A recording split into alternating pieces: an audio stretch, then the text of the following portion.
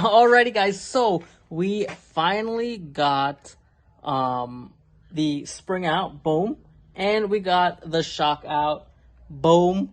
Now we're gonna try to install the new stuff that has to be put here so we can lift this side up, and then we'll work on the other side. And like I said before, we don't need to see me doing the other side, so I might just do some B-roll of me pulling it off and stuff like that just for fun. But yeah, let's start working on this side and getting it dropped.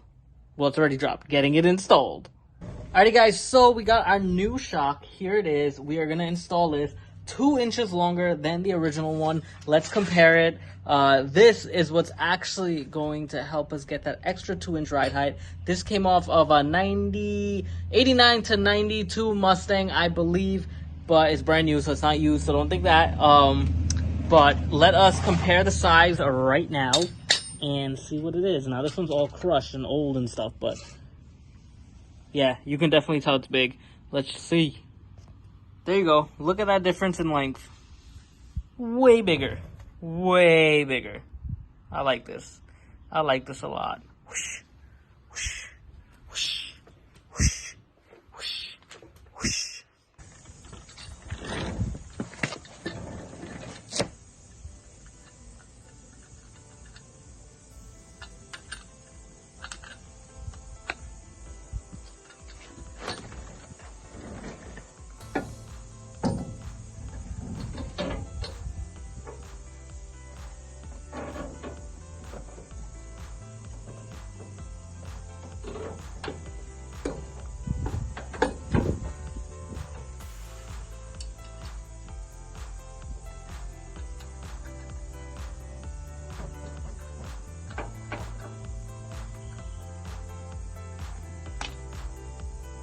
Okay, so we have 2 different puck size here. Now this one's a little bit thicker. I don't know where this one goes. It didn't even come with directions, but I doubt this goes for the rear because it doesn't fit over this. So yeah, that don't fit. So I got the smaller one here, and this one's a little bit wider, and it actually does fit. So boom. It looks pretty good there. It does fit. And I guess this is the one we're gonna go with. So we're just gonna attach this to our spring. Here is the top of the spring, and it's supposed to sit, I think, it's supposed to sit up there. Even, if I can get it. Huh. Yeah, that's not how it's supposed to sit. So it's supposed to sit even on this here. I don't know. We're going to have to play with this and figure it out. Alrighty guys, so we're going to put one of the spacers from the spring onto our mount here. I'm going to remove this because this is kind of in the way. The spacer doesn't want to fit over it. The mouth of the spacer is a little too small, so it's hitting right here. Doesn't want to go up flush. I really have no idea what this acorn looking thing is. I guess it's like some kind of mount, or I'm not really 100% sure. So I don't know if that's important. And if it is, let me know in the comment section below and we'll put it right back up there.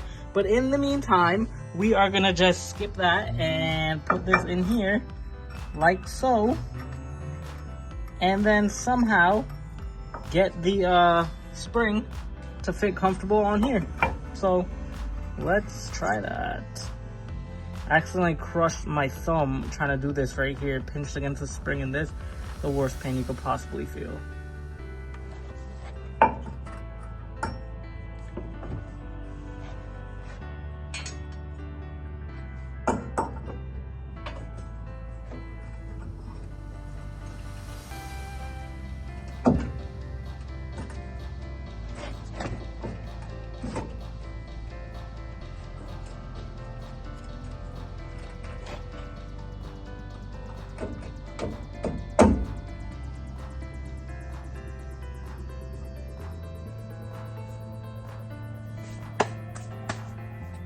Alrighty guys, so we finally got out the other shock from the other side.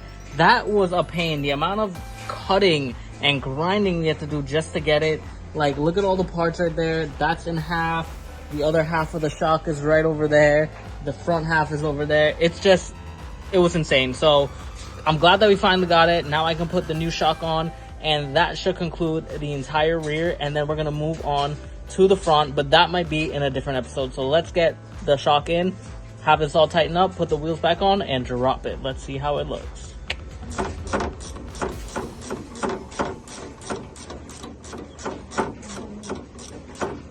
Guys, we finally got on the new shock, the new spacer on the rear. The entire rear is basically finished. We're going to put the wheel on, drop it down, and then we're going to tighten everything up and have it looking sweet. So this is sick. It's almost there. It's almost there. I can see the vision. Alrighty guys, so that is basically it for this episode. We finally got the entire rear finished. We just got to put the wheels on, drop it down, tighten it up, and that should be good to go. We also have to find ourselves some really good solid pair of wheels, and I'm still on the look for it. So until then, we're going to work on the front, and after the front's done, we'll find our wheels. If anyone else finds anything, leave it in the comment section below. Definitely help me out. Plus, we just came back from the trip outside, and this car has been giving some problems for some reason. Coolant temp sensor again. We just changed it. It was a brand new one, but that's a different video for a different time. But anyway, we're gonna end this right here. So if you guys like this video, definitely make sure you hit the like button and also hit that subscribe button and turn your post notifications on so you can see all my latest videos. Why? Because I make videos every single day. So with that being said, guys, I'll see y'all for the next one. Peace.